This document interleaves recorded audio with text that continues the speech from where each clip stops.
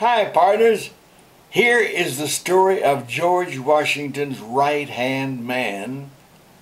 And you think, what? Partners, there's so much to talk about when the subject is American history.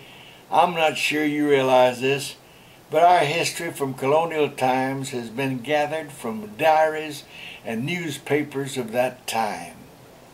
Often there's so much to write about that some things and sometimes many people fall through the cracks.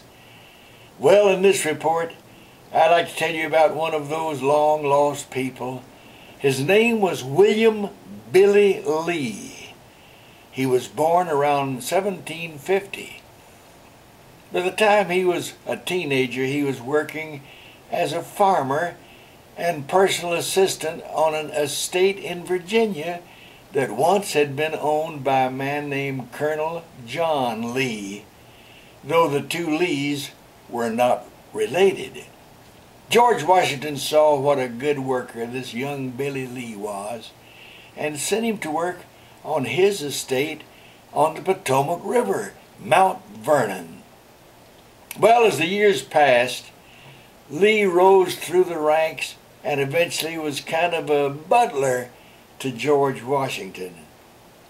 It wasn't long before Washington gave Lee more and more important jobs. Imagine this.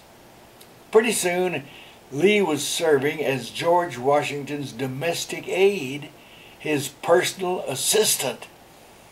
Well, George Washington realized what an organized, effective person Billy Lee was.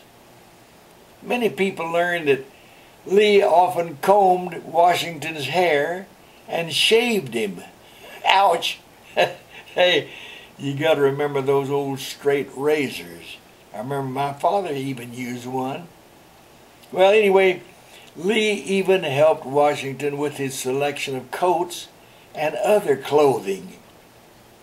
Washington soon found he and Lee had a lot in common. They were both great horsemen.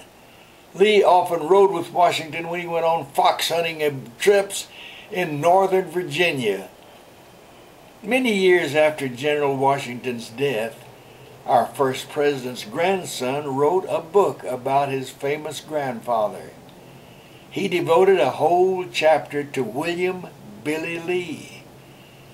When talking about Washington and Lee's hunting exploits, the grandson wrote, and this I'm quoting, "Billy had a horse named Chinkling, Chink-Ling.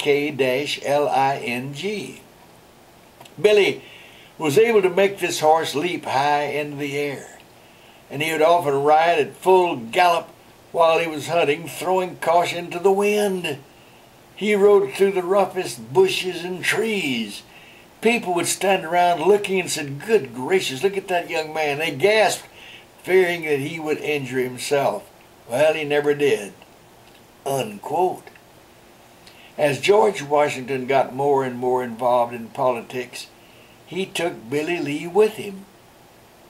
Billy helped him stay organized and look great wherever Washington went, even that winter at Valley Forge. He was also at Yorktown when General Cornwallis surrendered. After the Revolutionary War, Lee injured one of his knees. He later fell and injured the other one. This was a long time ago, partners, before we had sports medicine. Sadly, Billy Lee, once a great horseman and athlete, became confined to a wheelchair for the rest of his life.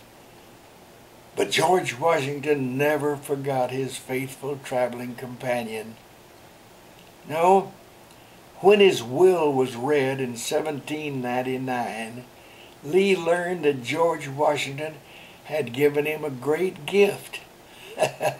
Jimmy, let me guess. Washington left Billy Lee a ton of money or some property. No. No, dear friends. What George Washington gave Billy Lee, William Billy Lee, was worth more than money or property. You see, Washington gave Lee his freedom. That's right, partners. I know you're thinking, what the thunder is he getting at? Lee was George Washington's personal slave. Lee was the only one of Washington's 124 slaves who was freed in his will.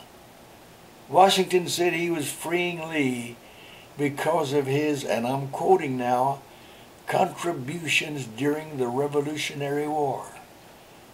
Unquote.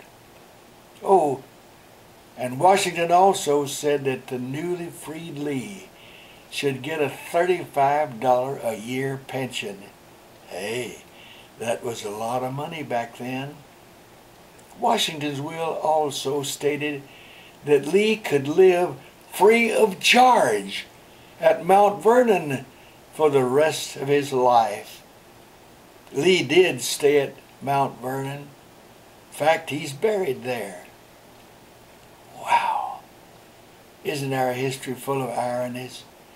George Washington's right-hand man was an African American. That's a lot to think about. Well, partners, you know the drill. Look up there at those 3 boxes. Farthest over to the right has the red X. Click that one. You'll be whisked right back to the report page for the rest of this week's comments. Dennis, what a great honoree story this number 54 was. Wow.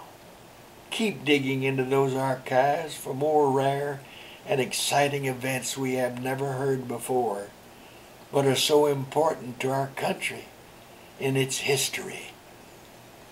I love you guys. Go get 'em, Tigers!